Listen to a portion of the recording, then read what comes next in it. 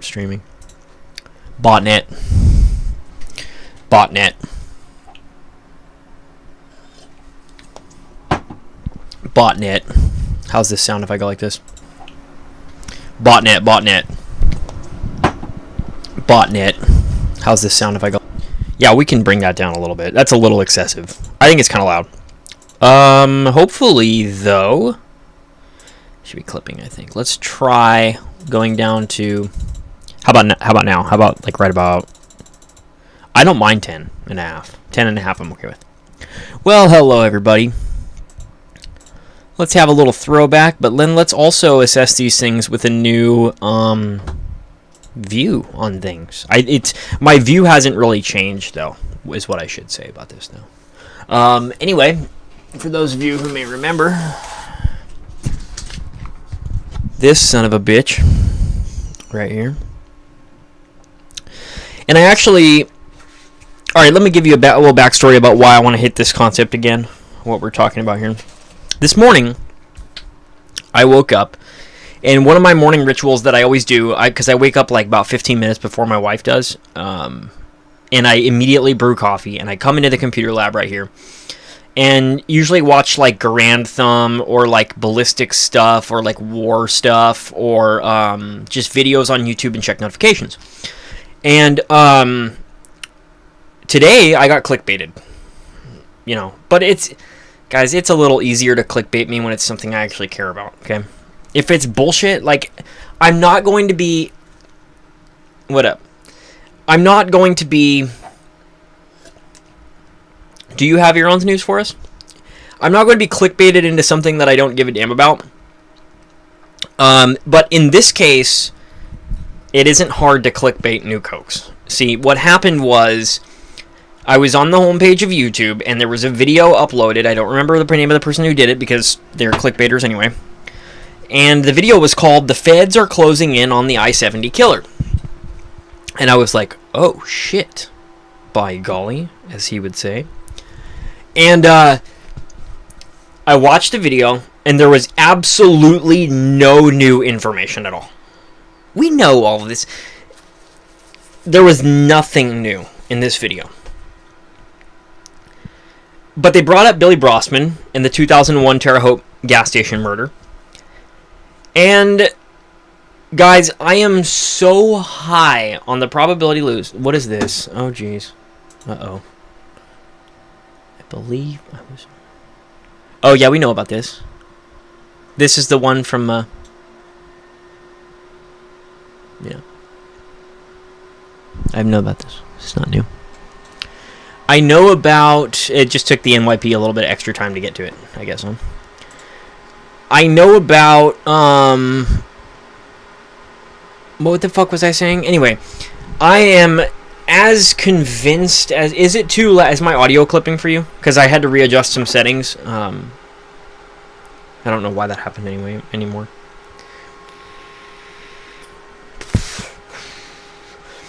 I'm about as convinced as you can be that Billy Brossman was murdered by the I-70 killer. And this is actually really interesting. One of the reasons that I think this is such an interesting case, this Brossman homicide, is that if it's truly him, and I really do think it is, then we actually have video of a serial killer in operation, and we actually have video of the man that is depicted in this composite sketch.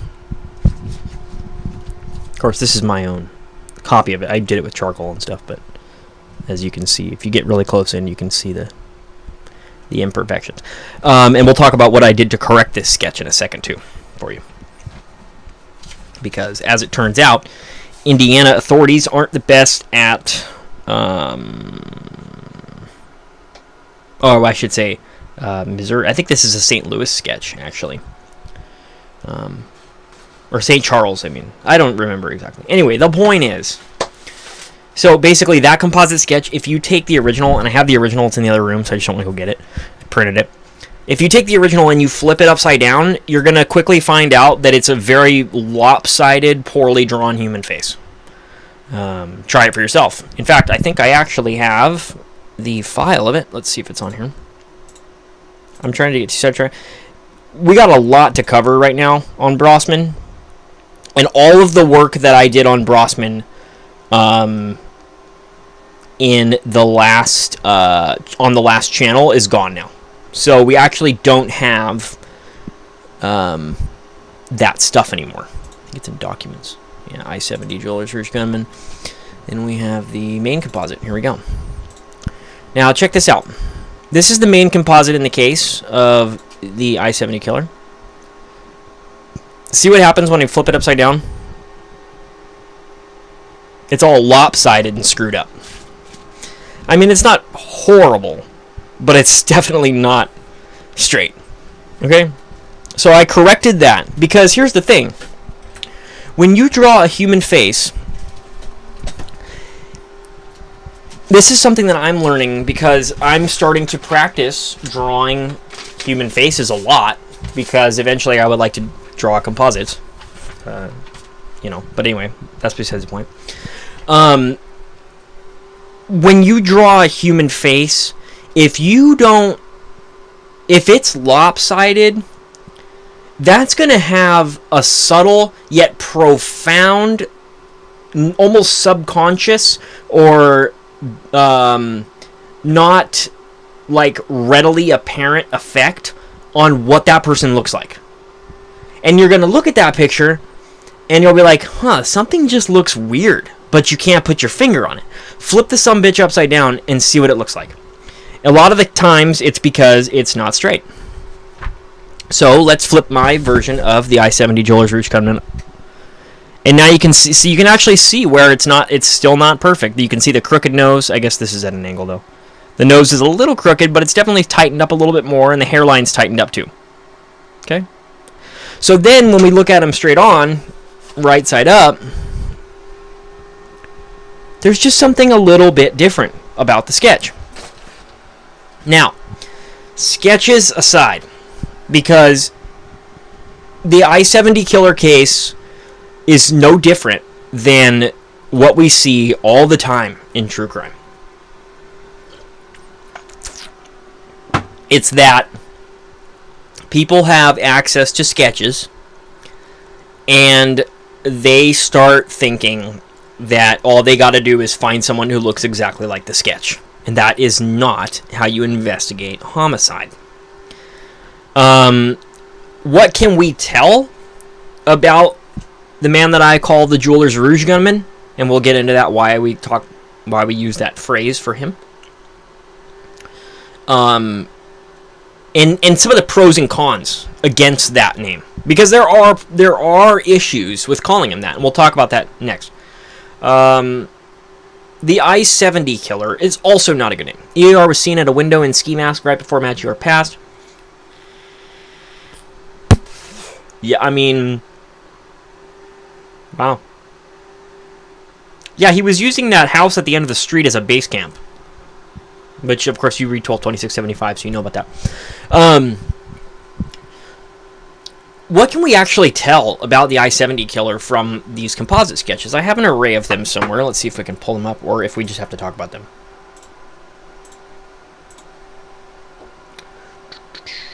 Yeah, here we go. Here's an array of composites of the I-70 killer. Perfect. Didn't even have to prepare it for you guys in live time. What do we actually see? We see that the man that we are looking for is a thin, gaunt-looking white male with short, dark hair. He probably has a pretty elongated nose. He probably has relatively... He's very nondescript. And this is another thing. Now, again, when I say he's nondescript, the guy on the left looks like an alien.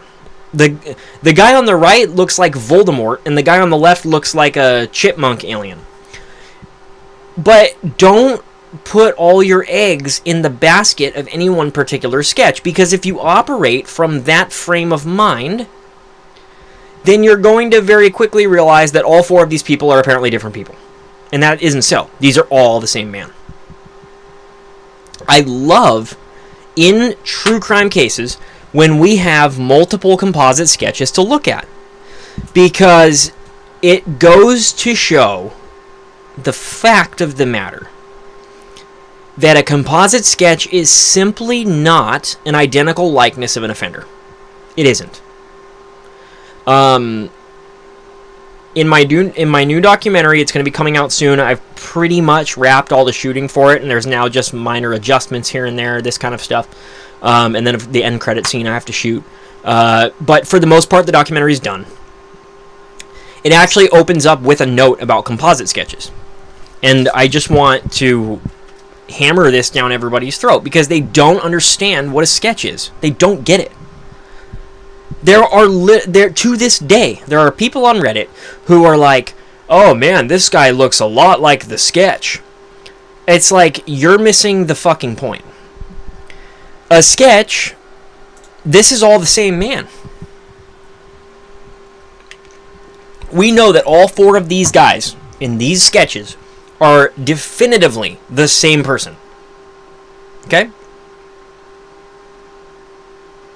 We know that. You can actually see here on the right, on the little Voldemort, what does he look like? He looks like, he looks like Voldemort or something. He looks weird as hell. You can actually see there's a caption underneath the composite that says, composite of same suspect. Okay? So, these are all the same guy. Do they all look the same? No, not at all. I call this one here, you know, I'm not sure if I came up with this. I can't remember. This is the James Bond sketch. This is the Alien Chipmunk sketch. This is the famous sketch we'll call it the Crooked sketch from now on, because that's something we only just recently learned. And then we have the Voldemort sketch over here. Okay, I know Channel is going to like this stuff. Or was it Channel or Kid Freshie? I don't know. One of my friends on this channel, one of my community members, likes when we talk about the I-70 killer. And I understand why. You know, it's an interesting case. It's another one of these cases in true crime that grabs me almost as much as, you know, Zodiac, Eron's, Cooper. And I don't know why. Some of them just do and some of them just don't. But this is one of the ones that does. And I said a year ago now, almost a year ago, that it was problematic for the investigation that we don't have communications from the offender. He never attempted to reach out to anyone. He never attempted to tell us anything. He never attempted to get a message across. Clearly, the only message that's being promoted by the I-70 killer is that he kills for thrill. But actually now, having seen the direction that the Zodiac case has gone and the research in the Zodiac case, it is obvious to me that it's actually an asset to us that he never wrote to us. Because if he wrote to us, we would be quibbling and quarreling over the details of some bullshit misinformation he wanted us to get hung up on, just like Zodiac. Zodiac wanted you to sit there for 300 years trying to solve the Z13. What's up, Zap? That's exactly what Zodiac wanted. With the I-70 killer, we don't have to get distracted. Now, there's cons to this because it means that we have to look at only ballistics and geography. There's really nothing else. All we actually have in the case of the I-70 killer is some pretty vague witness descriptions, some ballistics, and some geographical profiling. However, if that information is assessed properly and looked at correctly by enough people, which the case does not benefit from. This case doesn't benefit from any, isn't there touch DNA? Possibly. But also possibly not. The thing with so with the DNA in this case, I think that if we had a definitive DNA profile of the I-70 killer, we would have a solution to the case. We see with investigative genetic genealogy at this point, if we had a profile of this guy, we'd already know who he is. So maybe there's touch DNA, maybe there's not. I think that that's kind of up in the air. But recently, the yogurt shop murders was solved. And that was done with, I believe, touch DNA. Because I don't think that there was any sexual assault. There was, huh? There was a rape in that case. Something weird, I don't remember. They sit on it for years. But I was just going to mention that. Yeah. Yeah, but I think if we had a DNA profile of this offender, we would already know who he is. Now, let me tell you something else interesting. A year ago, when I got into this case, the yogurt shop murders was unsolved. Okay, he was a rapist, okay. When I got into the yogurt shop, or when I got into the I-70 killer, the yogurt shop murders was unsolved, and it was up in the air, was it committed by the I-70 killer? Now we know that it was not. Not too surprising, though, because before that case was solved, there was a documentary released on Netflix or something like that. And I watched it with my wife, and I was looking at the information in that documentary, and I was going, I was kind of back and forth. I was like, is this the fucking I-70 killer? Is this like an example of his first crime? And then Robert Brashers.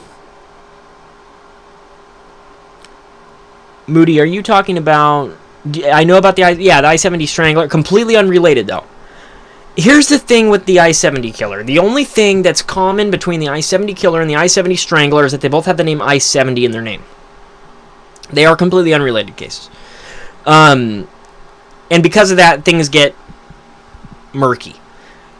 The case of the I-70 Killer is in need of the benefit of some publicity, but the problem is there is nothing, commercially appealing about this crime spree. It doesn't have the mainstream appeal that some of these other cases have. If Earons didn't captivate the people until he got a stupid name, then I don't know what will. And I don't think it's going to be the I-70 Killer. It's a series of, basically a sporadic sequence of killings across the Midwest, and they're very, very minimalistic thrill killings, and there is almost no evidence left behind. However, let's disregard I-35 completely. Law enforcement seems pretty convinced that the I-35 killer is the I-70 killer. Probably another series not linked yet.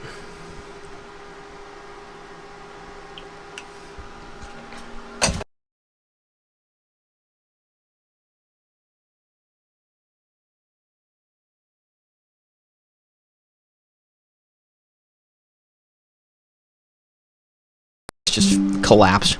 Let me make sure you guys are still getting audio, and then we can keep talking about stuff. Hold on. It's just collapsed. Let me make sure you guys are still getting audio, and then we can keep talking about stuff. Alright. I think my decimals are a little high. I'm going to go down a little bit, okay? Is it, like, super loud and like, you can hear my processor and stuff right now? Alright, cool. Okay, here's what I think. I think that Billy Brossman was shot and killed by the I-70 killer. I believe that I have that footage somewhere here. Let's see if we have it. Yeah, I-70 on unsolved mystery. Yeah, and it's too bad that... Do I have it? That would be really cool if I have it. I don't know if I have it, though. Oh, yeah, I do. Aha! Surveillance footage. Ready for this? So this is the footage of Billy Brossman homicide. You can't see the shooting. And we're going to talk about this footage a lot. Okay? The offender walks him back. Off camera there, he's shot in the head and killed. Okay. Now, this is where things are going to get really interesting. This murder happens in 2001. So years after the murder of, or the sequence of murders down there in both in Texas and across the Midwest. I don't know if I have a nice little picture for you, local geography of attacks. Do I have crime scene zoomed out mapped? No, I don't think so. I don't even know what these look like. So I have actually a pretty big case file on this guy in my computer here right now, but it's not too neatly arranged. So let's see if I have... No, I don't have the whole national map to show you. So... Okay. Yeah, I don't have that whole thing to show you. Why would he target a man, though? I don't think it matters. I think that the I-70 killer, because the I-70 killer did target McMacown. McMacown was a canonical victim of the I-70 killer, and he did not have long hair at the time of his murder. That's one of those myths that goes around. People say, oh, well, he thought that McMacown was a woman because he had long hair and a ponytail. No, he didn't. At the time that McMacown was murdered, he had short hair. And furthermore, McMacown was a large man, okay? So there is basically no chance that... Yeah, that's not true. The ponytail is not... McMacown didn't have a ponytail at the time of his murder, as far as I know. That's been disputed by the family. He had previously worn his hair in a ponytail, and he was sometimes seen that way.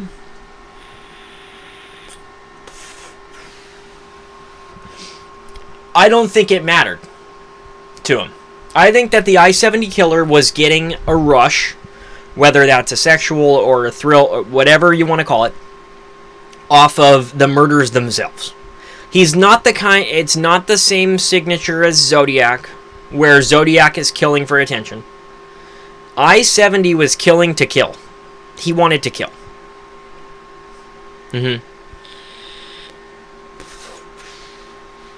Yeah, very, very common among people who kill to kill. He's not... This is not the kind of thing where it matters to him, I don't think. Now, what I will say... Okay, the reason why I think women were targeted primarily in the original I-70 spree... Let me see. Is because I think that this offender is a small man, and I think that he wanted victims that he could control, and he could get to the back of the store. Hold on.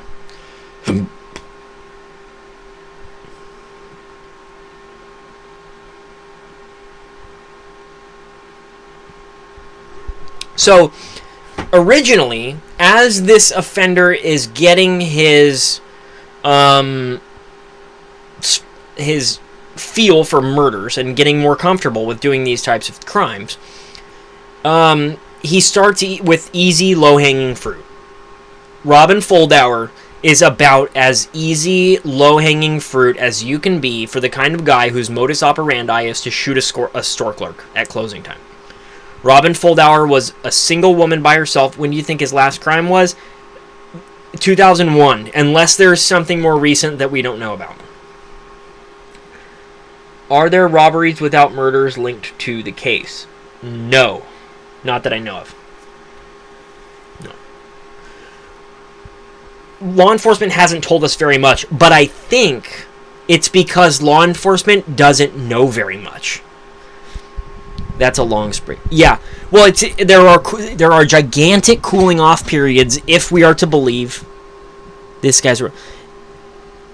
Maybe he's a robber, but remember, the cash registers are barely touched. But I do agree with you. I think he has hold-up experience. I think he has done hold-ups before. Let's watch Brossman again. I want you to notice why cooling off periods. Don't know. I don't know. Until we know who he was, we won't know. Because it could be anything. We don't know what he was doing during that period of time. You know, maybe he had a kid. Maybe God knows what. Let's pick apart this Brossman footage right now. The first thing that I want to show you guys, we're going to have to watch it a lot of times to get through it, I think. And I have some photos from screenshots from the surveillance footage. The first thing I want you to watch is look at how smoothly this guy robs this gas station. Ready? This guy he has armed robbery convictions bet. Maybe conviction. Maybe. Can't say.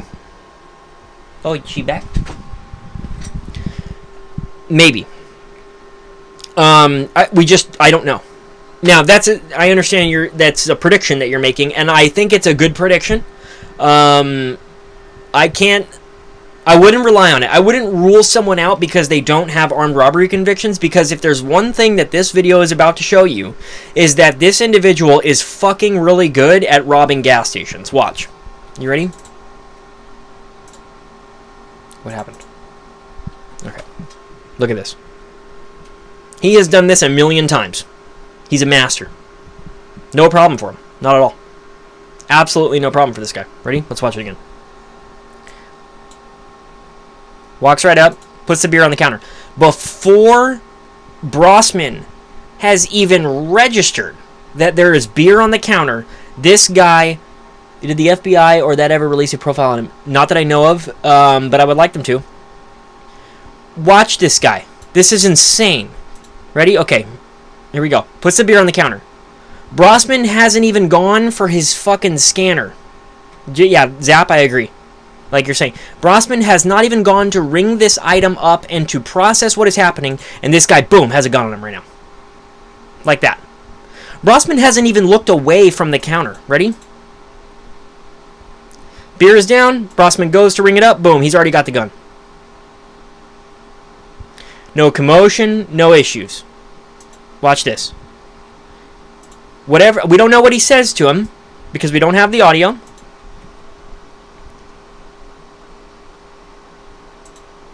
Who knows if he even says anything?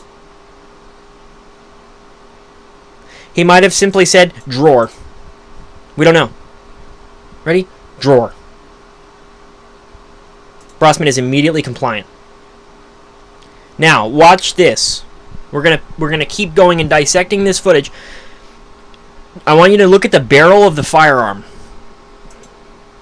The barrel of the firearm is trained at Billy Brossman, simultaneous to our unknown offender.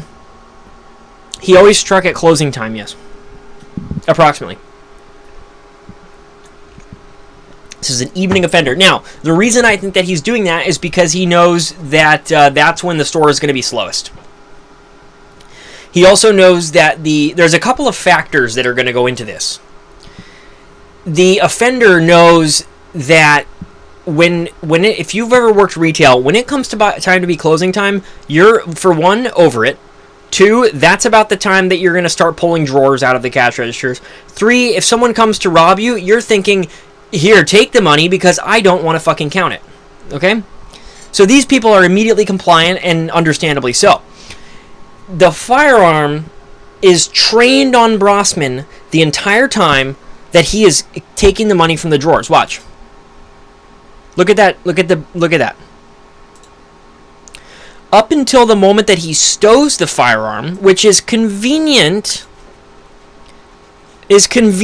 lines up with the exact time that this offender is now going to walk Brossman past the open window of the store. You can see the door here over on the left, and you can see that there are 2 windows. Okay, firearm is concealed as he passes the windows. Boom, he draws the firearm. I'm surprised he didn't do it with his left hand, but he must have been very right-handed. Okay? He draws the firearm, and he keeps that firearm in such an orientation. I wish you could see my cursor. We're going to do the Nuke Hoax logo to really get things making sense here for you. Here we go. Now it's game changer. Okay, ready? Here's the Nuke Hoax logo, so you can see right there. That's our cursor. The firearm right here is pointed at Billy Brossman. Okay? But also, it's reaching slightly over the counter just to where this display of trinkets here is on the counter. Why? Because this offender doesn't want this weapon to be seen through the window of this store. Every factor is accounted for. And watch as we get deeper, because there's even more shit going on here that's going to tell you. Yeah, I agree. We're going to dig into more of that. How come I can't see the play button? There we go. So, if you're looking at this store from outside through the window and through the door, you're not going to see that firearm. And you don't see a man in a mask. In fact, this looks like nothing but a normal, average, everyday transaction from the outside. Drawer comes. I don't know if this is by design or what's going on, but the drawer is placed in a part of the counter that is also behind the display. So the robbery of the till cannot be seen from outside. That cool. Robbery of the till cannot be seen from outside. We're going to keep watching. Now watch. The entire time that he is pulling the money out of the drawer, this firearm is trained on Billy Brossman. See here. Okay. Watch this. The firearm's still trained on Billy Brossman. But now it's time for Mr. Dirtbag to walk past the doors and windows. And that is the time at which he puts the firearm away. How quickly did he do this robbery? I'm not sure because I don't know what the frame rate of this footage is. But this entire exchange is a matter of... Oh, we actually have a counter. But they'd cover it up. We could multiply it and find out, but it's, you know. This is less than a minute. Watch this. Boom. Money's in his pocket. The firearm is put away so it can't be seen from outside. I remember one guy walked in on him one time and he managed to talk his way out of it. Lucky as fuck. Smart. Yeah. That was, I believe, I was just telling my wife this. I believe that the time that you're talking about, Zap, is the time from which this composite is sourced. The Cummerbund Man comes and confronts I-70 Dirtbag. Okay. Let's get back to 2001. You can see her. Walks him back. Bang. And he's gone. Okay. Now, let's see here. Hey!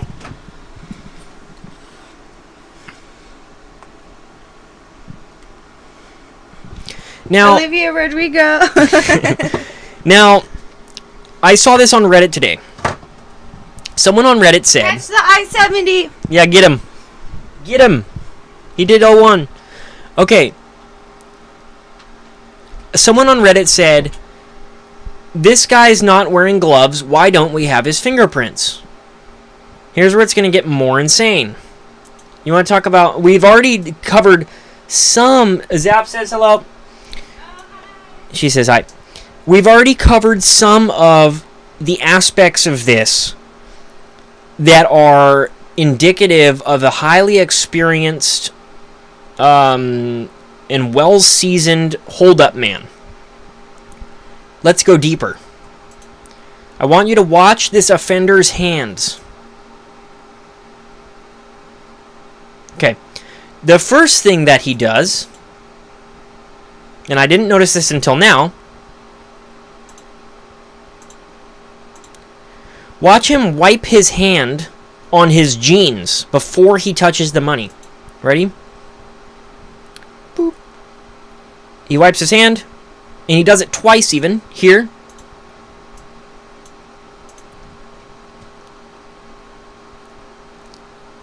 Hand wipe right there. He appears to wipe it on the inside of the sleeve holding the firearm also. Now, the first thing that's going to do is it's going to remove a decent quantity of the oils that are responsible for the deposition of, or for the depositing of latent fingerprints. But that isn't good enough for this individual, this offender, because watch the way that he picks up the money. First one. The way that he's picking up this money, yeah, this is going to get really intense, Ab. You're going to see that this guy has done this a million fucking times, and then we're going to talk about what has he done a million fucking times, okay? I don't have an analog for this. I don't have something to show, to emulate a cash register drawer. I wish I did. Let's see. Have anything? Maybe no.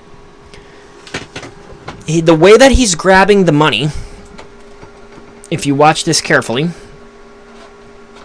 oops, go like that. The way that he's grabbing the money is like this.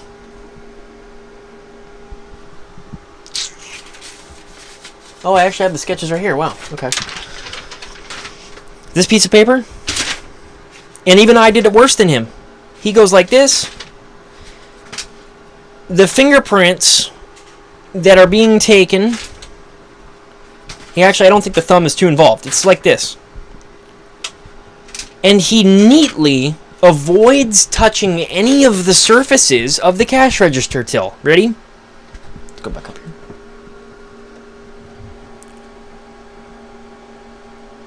Yep. Only 7 blocks from an I-70 murder. Well, maybe. Hard to say for sure. We're going to talk geographics I think we have the ability to do it. I don't know I mean, this is a deep case. Yes, it's right next to the McMccown shooting. In fact, if we assume that the murder of Billy Brossman is an I-70 killer case, which I do, basically. I mean, I'm operating with that opinion. If we assume that the murder of Billy Brossman is an I-70 killer case, then it means that every time that we know of that this offender strikes in Terre Haute, he strikes a man. Because he kills McMccown in Terre Haute at Sylvia's Ceramics, and he kills Billy Brossman at the gas station in Terre Haute. All other offenses are women, and they're in other states. And not always different states, but some of them are, Now, the other thing is that the geographics of each one of those crime scenes seems to draw an escape route line back to the state of Missouri. Now, is that not wearing gloves is kind of brave and bold or very dumb? I think it is brave, bold, and tactical. Let's talk. We're gonna get into the weeds here about why is this guy not wearing gloves, okay? Because I have a hypothesis for why he's not wearing gloves.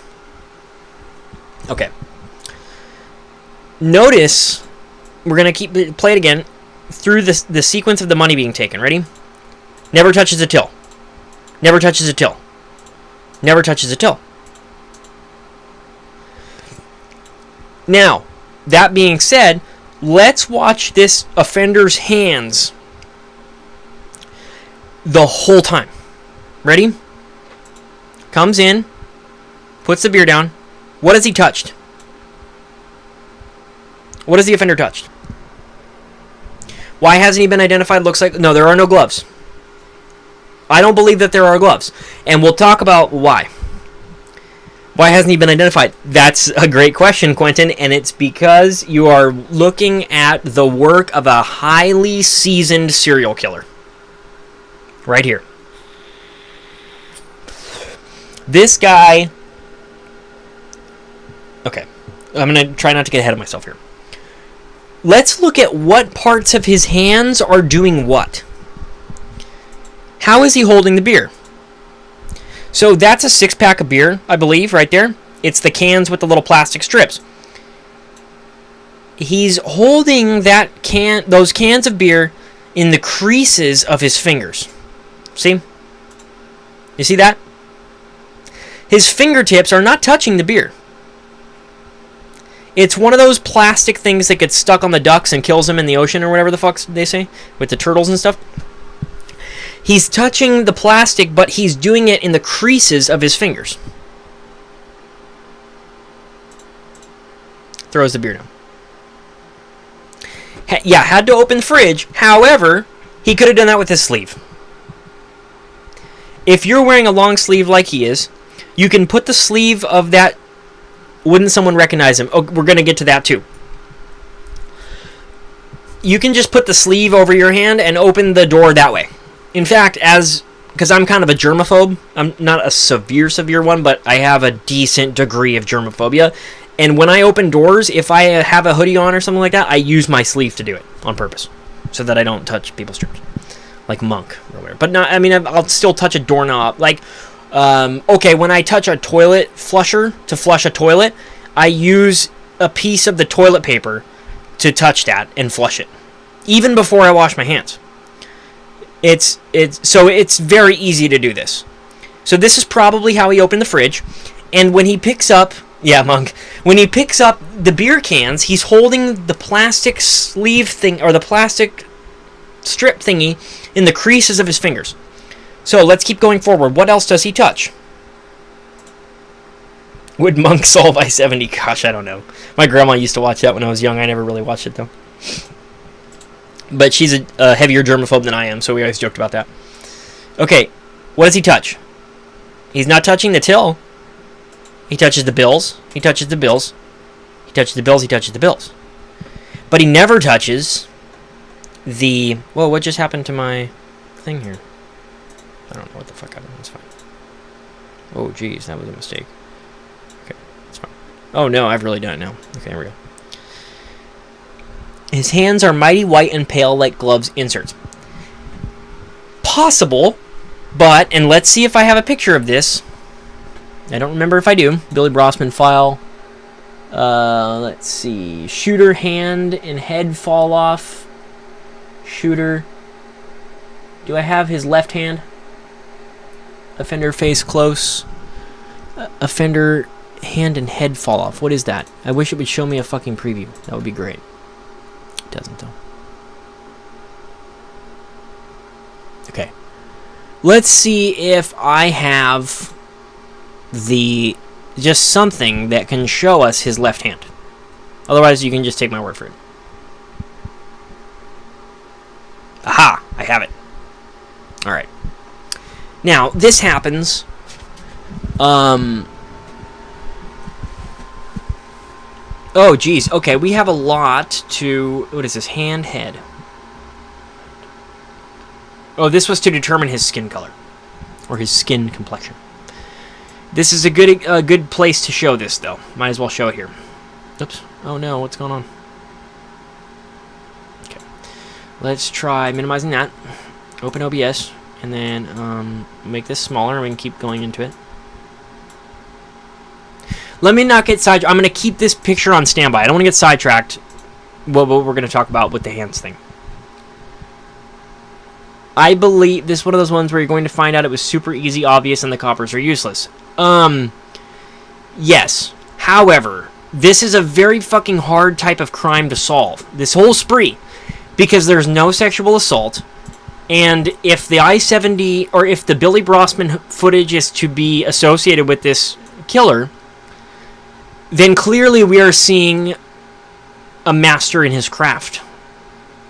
And I don't say that in like a good way. I'm just saying in terms of being a seasoned fucking serial killer, guys. Which is not a good thing, obviously. Where the heck is my audio stuff? There's supposed to be a whole... Let's try something. View. By golly, I've done it now. Docs. Stats. YouTube live control panel. Scene collection. Edit. Okay, I fucked up. I can't see my audio thing anymore. But it's okay. I know you guys can hear me, I think. Okay. Filters, maybe? Properties? No. Okay. What you're gonna notice... Dude, what the fuck, man? Is that... What the fuck is going on? Okay. Go door to door as Terre Haute. Okay, the offender might not live in Terre Haute. The offender might live in Missouri. Now, the offender might not live in Missouri either. But the reason that I suspect Missouri is because if you look at each one of these crime scenes, including the 2001 murder of Billy Brossman, which is very similar geography to all of the I-70 killings, by the way. If you look at those crime scenes, you're going to see that the logical escape route leads you to a freeway entrance that takes you in a direction that points to Missouri. At all of them. If you follow the obvious escape route, thinking as an escaping criminal, the closest freeway entrance shoots you off to Missouri. So does he live in Missouri? I don't know. Maybe.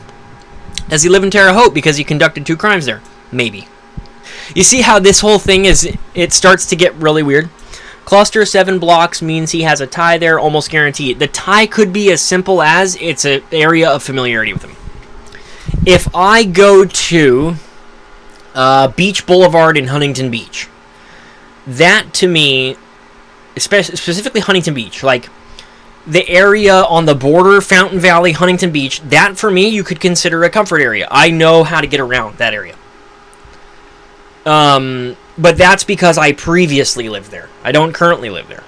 So maybe he grew up in Terre Haute. Maybe he spent a lot of time there for some reason or another. It's possible he's a business. He worked there. We don't know. Or, to make it even more confusing for you, there are a couple of other possibilities.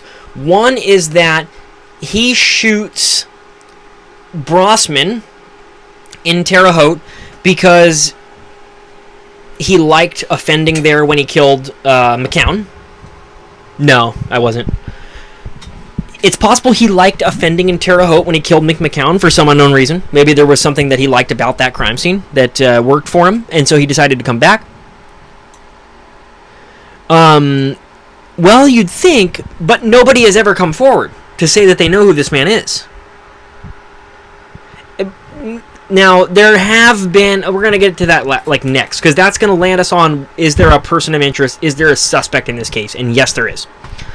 But we don't know who he is.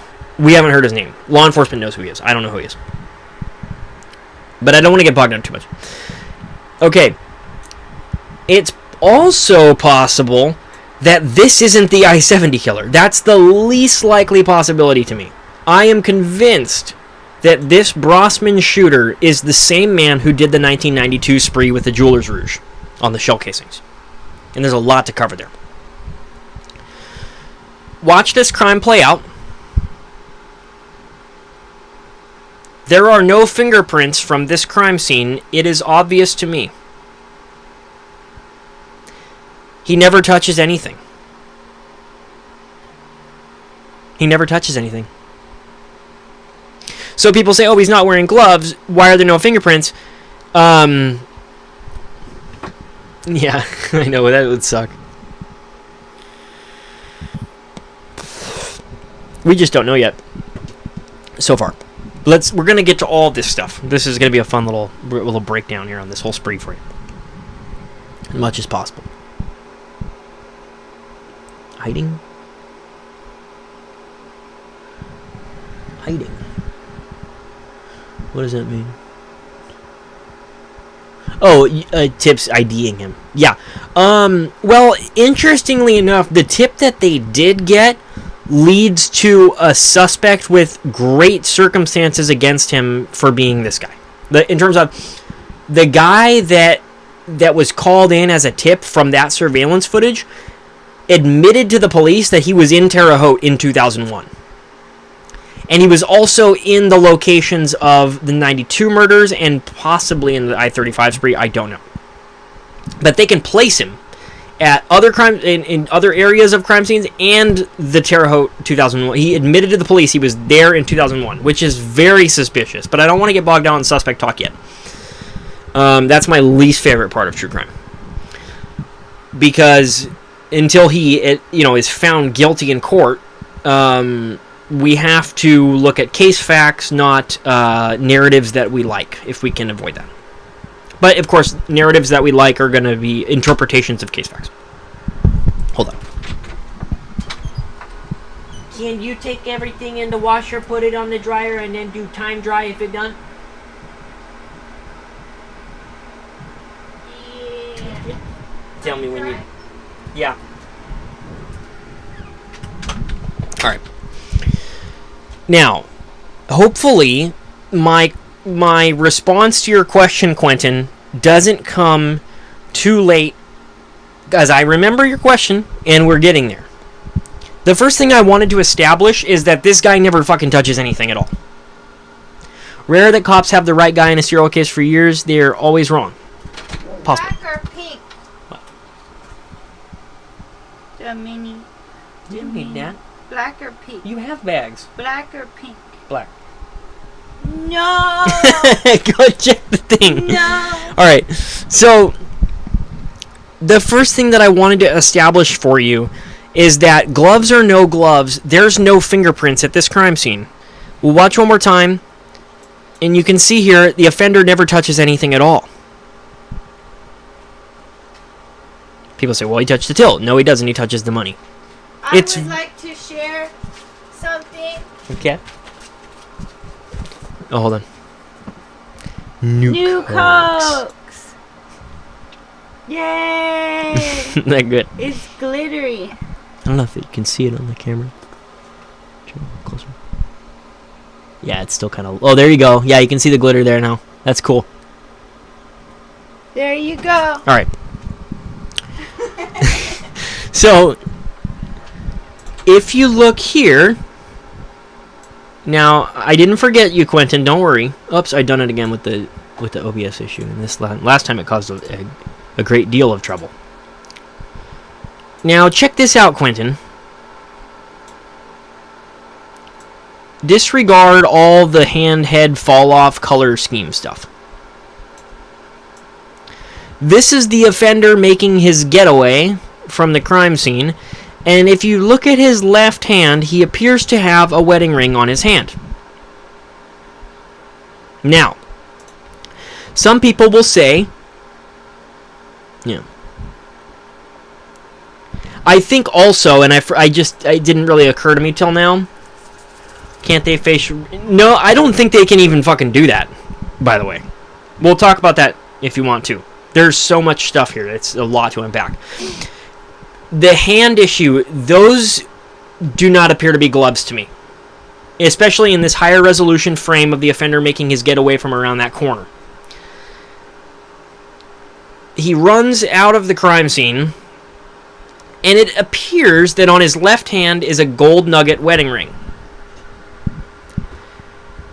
Now, is it possible that the offender didn't wear gloves at this crime scene specifically to show you that he has a wedding ring on, in which case is it also possible that he's not married?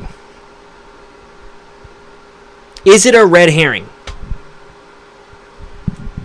I don't know. Well, then how come they couldn't do it with Tyler Robinson?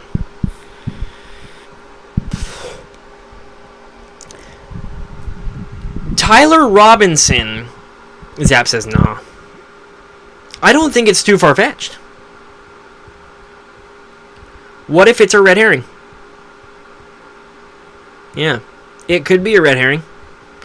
Why would you not wear gloves at this? It doesn't make sense. Why would you not wear gloves if you're going to go shoot a store clerk? That would be the first thing that you'd fucking do. The logic doesn't check out. But here's the problem. This offender is clearly highly skilled at this type of crime. He has clearly done this before. Why in the hell did he forget to wear gloves? There is a logical disconnect between simpler explanation usually true. I don't do that. Because if I were going to go on a serial killing spree, I would do things like that to trick you. Why not? Remember, this is ritualistic for these guys. This guy puts, presumably, a lot of thought. Okay, why is he not wearing gloves then? What's the simple explanation there? Because we can see... No, but here's the problem. Then the simple explanation requires this guy, who is clearly a highly experienced stick-up man and murderer, probably unplanned, wanted free beer. He leaves the beer behind. The beer is left behind. Could he have disposed the kitchen gloves? I don't think there are kitchen gloves. And probably not, because they can actually pull fingerprints from the inside of a glove. So if you're a serial killer who's trying to hide your identity, you're not going to leave your gloves at the scene of the crime, especially in the area post-DNA. Also true, Moody. If he is married, wouldn't his significant other most likely know? Wouldn't she recognize him? Why is he not wearing gloves? What if he's not wearing gloves so that you see his wedding ring, which isn't real? And so that way, I don't know. But clearly this guy knows what he's doing. If you doubt that, then let's take a look again. Because this is not this man's first time robbing. And probably not his first time killing.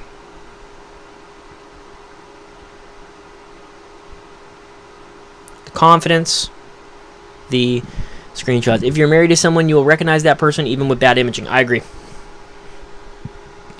There are issues. Now, he could be a widower, in which case he's wearing his wedding ring out of love, but his wife is no longer alive. We don't know. What's the point of a red herring if he is showing his face? Because you can't really tell. Yeah, I don't know. I don't think that there's gloves in this video. I'm only asking hypotheticals. Maybe I'm paranoid. They circulate. I mean, these images are pretty decently circulated. I saw them, and I'm in California, and this is Indiana. So, I don't remember where I saw it, but I don't even remember how I found this case. I found it maybe because you're getting interested in Zodiac or something. But look, and yeah, it could be a souvenir. We don't know because the wife of this individual has never come forward. He's done this a million times. A guy who's done this a million times didn't bring gloves. I don't think that there are gloves in this. Maybe you think there's gloves. I don't think he's wearing gloves.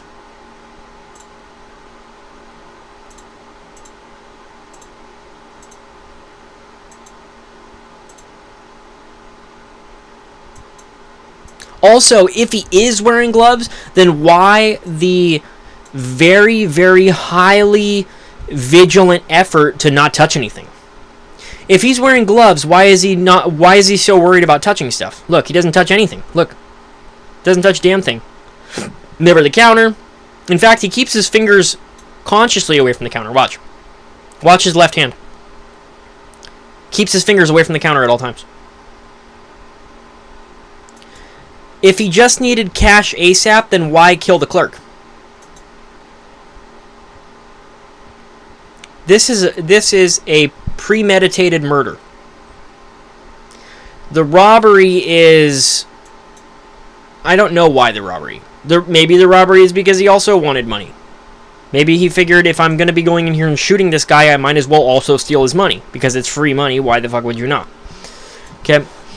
But there's so many issues. Now, eliminate the witness. Yeah, that's a pretty... I mean, why not just wear a mask and then just not have to also commit murder?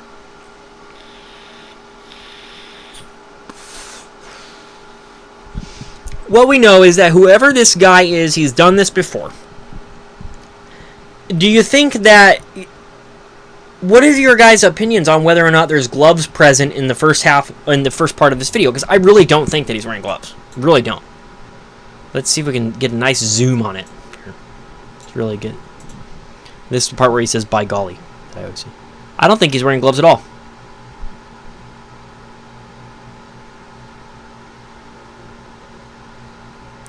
And if he is wearing gloves, why doesn't he touch anything? But, yeah.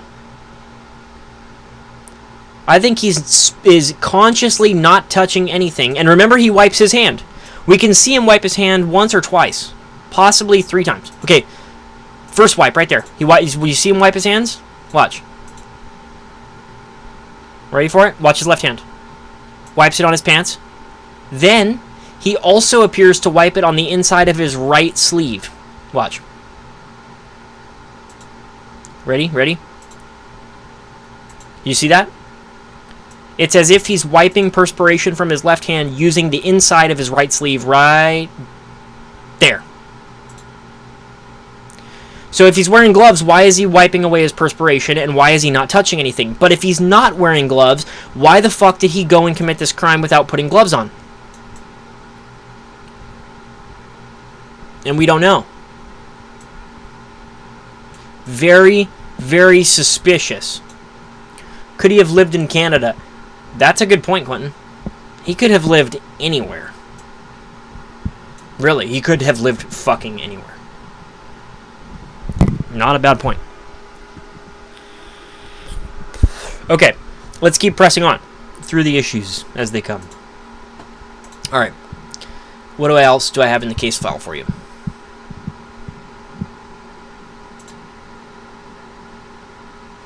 I want to redo this composite sketch. Oh yeah, I have to redo that. But I mean... Oh, that's the first one. I have another one. Proportionate Composite Revised 2.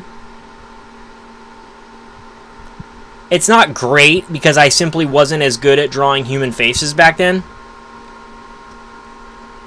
Okay, let's see. Do I have a third one? Okay, age revised.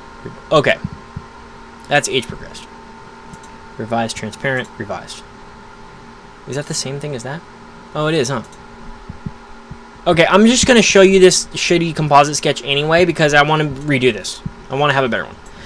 But I basically did some measurements back in the day when I couldn't draw faces as nicely as I can now of this guy's face, and this is a composite sketch of the offender from the video. Probably didn't wear gloves because it would be a red flag to the clerk. He wanted to be inconspicuous as much as he can. I mean, if you wear black gloves, like, nobody really cares. I wouldn't immediately think this guy's going to rob me just because he has gloves on. Alright. I'm going to redo that composite soon, now that I can draw faces better and using the same approximate proportions. But anyway, okay, let's keep going. Was he the Brossman shooter? Brossman enhanced offense location. I have local geographies. Let's see. Nice. Okay. Close up images mapped. What do these look like? I haven't seen them in a year, so. Yeah, those are annoying. We'll do this. Close up maps. Oh, that's too much mapping. But I really don't mind it. Let's do it without the color, and so that way you can get an understanding of the similarities of these crime scenes. Good point about mask was something stolen in every murder. Suspect strong anchor nearby like mother. Not bad. Do we know anything about the cars he maybe drove? I don't think so.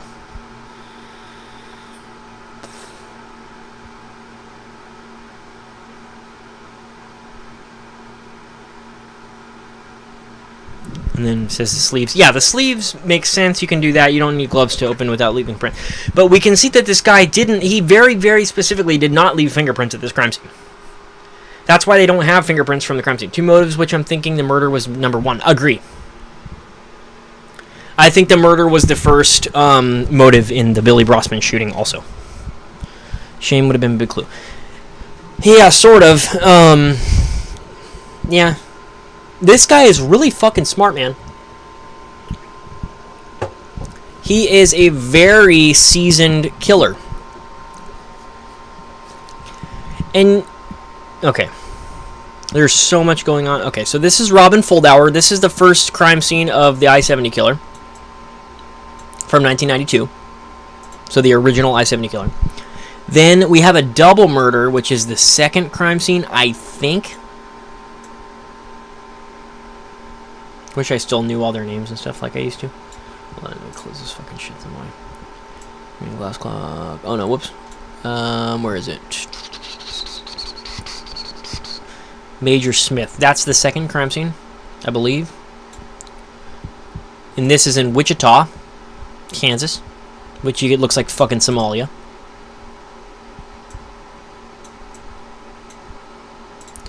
Then we have, let's just jump around a little bit because there's so many of these crime scenes, and then Amy Vest we can throw on there, see what it looks like. Amy Vest is kind of an outlier, so I'm not going to put it up, but I will address it a little bit. Glasscock, I think, no, this is a Texas crime scene, so let's not get too... Kitzmiller, I think, is the final crime scene of the canonical I-70 killer. I think. Baby, Yes? Mommy is messaging Oh, good. Tell him hello. What'd he say? Maybe Sarah Blessing is, though. But, again, it doesn't... The point that I'm trying to illustrate here is not not the order of the canonical attacks, but I want you to see something consistent in these crime scenes. Each one of these crime scenes has the store backed up in a corner with some sort of vegetation in that corner. You can see it here in Wichita. Whoops. Ah, by golly, oh shit. Oh jeez, oh fuck. Oh no. Hold on. Logo for stream. Let's move that up. You can see it here in Wichita. Here's the crime scene, and you can see this vegetation patch that makes a corner. You can see it here at, what is this one? Is this Foldauer? I think this is Foldauer. You can see it here along the back of the Payless. And then... I said deseo, pero no podemos. What does that mean? I wish he said come until now. Bien. I said I wish But we can't. No. Okay. Pepinos, zanahorias, manzana, uvas, pimientos, lechuga. for the pigs? Because he said porque, because I said los sorditas son muy alegre. Porque. Yeah. You can see that each one of these crime scenes has basically a corner L-shaped strip of vegetation behind it. Or some sort of vegetation, some little nature area like this in a corner. Now let's look at the Brossman crime scene. And at Brossman, the same thing. Here, oh, where's my logo? Here's the Brossman crime scene under the pin at the gas station here. Ah. They're not being good. Okay, there we go. And you can see the same type of corner lot of vegetation here. And yeah, basically back in this area. So it matches in many ways the geography of the other crime scenes, except for the, I believe it was, which one was it? Amy Vess, which I think Amy Vess is a Texas crime scene anyway. Yeah, it is. So it's kind of different. Aha. Let's keep going. Not smart, we have visuals of his face. Yeah, but it hasn't really done much for us, has it? Which is weird. And he may have altered his appearance in that video, too. We really don't know. That's the other problem there. He may normally wear glasses and facial hair, and at this crime scene, he took his glasses off, changed his hairstyle, and shaved his face. Don't know. Why are they so far apart? Is he a trucker? I don't know, but they are. And I find that weird too. Now, this is another possibility. This is simply a serial killer with a lot of insight and intelligence who knows that if he does a crime spree all across the entire Midwest, there's no way to geographic profile him. It's a very intense, weird situation we have going here. Why does it always do that? Okay. By golly. So, all this being said, okay, let's dig into... Now, some people think that... She might have been a clue.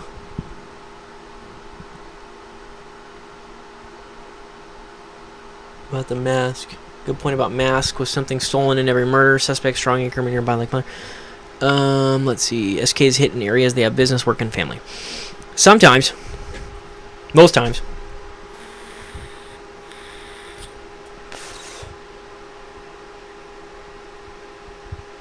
Why is it not possible that a serial killer would just go on a cross-country tour and just drive across the Midwest every now and then killing somebody?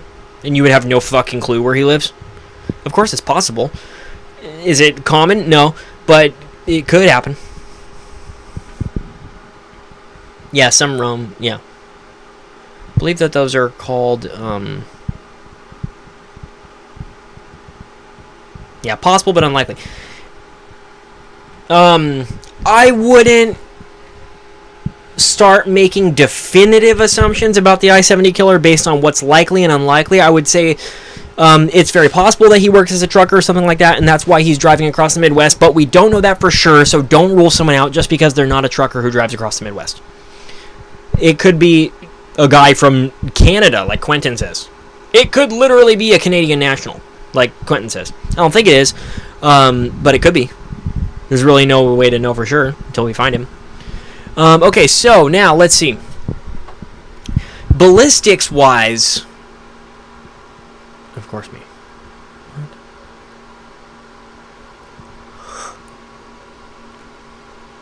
Ballistics-wise, it's interesting that the Brossman murderer uses a .38 caliber revolver. Where was Druser? Yeah.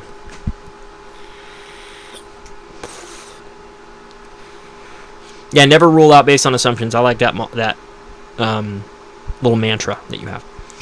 Where was Druser? I don't know, but can you get a picture of this man and Druser side by side? They might be the same man. Our favorite Canadian. Yeah, he's a good guy. I like Druser. Druser did a Zodiac composite for me, and it's just a bunch of words drawn in the face of a shape. I think he was trolling me. Okay, I'm not sure if he was trolling. Because it has things like nose, mouth. So, okay, so ballistics-wise, if the I-70 killer, let's say hypothetically that the I-70 killer performs all of his 1992 shootings using a unreliable 22 caliber firearm with a sticky action that he is this where my thing went? Oh, it is. Thank God I found that. Oh my God, what a nightmare that was. So is it possible that the 1992 shooter uses an unreliable firearm with a sticky action, who paints his magazine feed ramp and his cartridge casings with Jeweler's Rouge so that the firearm doesn't malfunction? He stops doing that and transmutes into the I-35 killer. He then goes to Texas and performs a series of crimes there. Yeah, he used a rare firearm. Correct. He goes to... Maybe this was separate. He knew Brossman and targeted him. Possible. Maybe.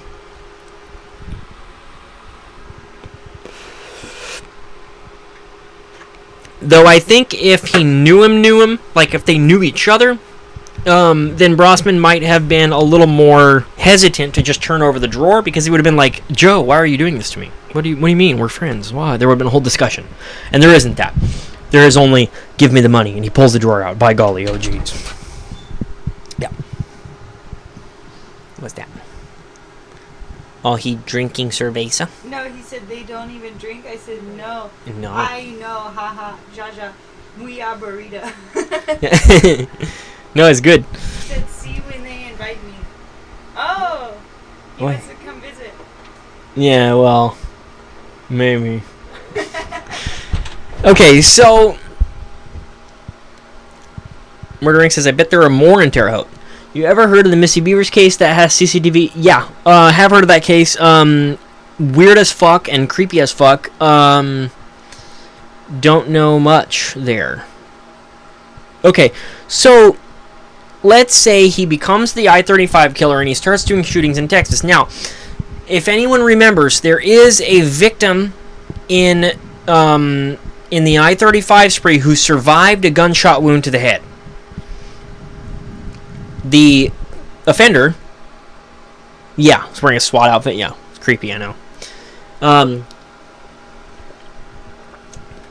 The offender at the crime scene where someone survived, let's say hypothetically he stops painting his magazine feed ramps with Jeweler's Rouge and he stops painting his casings with Jeweler's Rouge, because that feature is what keeps linking him to murders across the Midwest. It was... Man, I wish I knew who it was. Let me double check their names and I might know. Anyway, someone survived... Oh, Vicky Webb. Vicky Webb survived a gunshot wound to the back of the head from the offender who shot her. And she says that when the offender shot her, he attempted to shoot her again, but the firearm misfired or jammed. The offender let out a low laugh and then left. Is it possible that this individual stopped painting his firearm with Jeweler's Rouge and then, specifically to avoid being linked to the I-70 spree, when the firearm fails to operate, he laughs at the irony of the fact that the very thing that he did to avoid him being linked to his other crimes is the thing that kept his firearm functioning, and it misfired this time. Now, we get to 2001, when Billy Brossman is shot. Not only has he upped the caliber from a 22 to a 38, he uses a revolver, and revolvers never fail. A revolver almost never fails. They're extremely reliable firearms. They don't have as much of a capacity. They can't hold as many rounds as many automatics do. But they don't fail you. They're extremely reliable firearms. What we saw in the Brossman homicide is an offender who does not eject brass and who exploits the reliability of a revolver. And has graduated his caliber from a 22 to a 38 for possibly the reason that he left a survivor in the I-35 spree. We are seeing patterns of adaptation, much like the Zodiac case, where things are being changed as he goes along. This guy is another SK they haven't linked like VR to ER. Yeah. Maybe. Yeah, maybe. I don't know. Because I don't know about every shooting that happens in the Midwest either. That's another problem. If we knew what our candidates were, like the I-35, I-70, now you're going to like this. There is the opposite. There is connectomania in this case between I-35 and I-70. I think that they're also the same guy. So I'm not, criticizing the connectomania between I-35 and I-70. I think it's the same guy. Try to find the other series. Well, look up the I-35 murders, because the I-35 murders are basically a continuation of the I-70 killings. Yep. Yep. Did you switch the laundry? He said, I know they come when I see me come when I come. And I said, Jaja, tal vez, pero normalmente están en sus habitaciones o no en casa. Oh. Like, everybody, usually they're in their rooms or not home. And said, okay. Okay, let's go. So, the other series might simply be the I-35 killings. The problem is, I don't have access to every homicide in the Midwest or the time to review it. So it's very possible that if we did, we would find a fuckload more, like you're saying, of crime scenes. Why have they not been linked? Is it linkage blindness, or is there simply no other crimes? Don't know. So. Okay, I have been on here for a while. I'm ready to close up shop. What I want to do is I want to redo my Billy Brossman proportionate composite now that I can draw faces better and I use charcoal, not graphite. So we'll do a new composite on that one.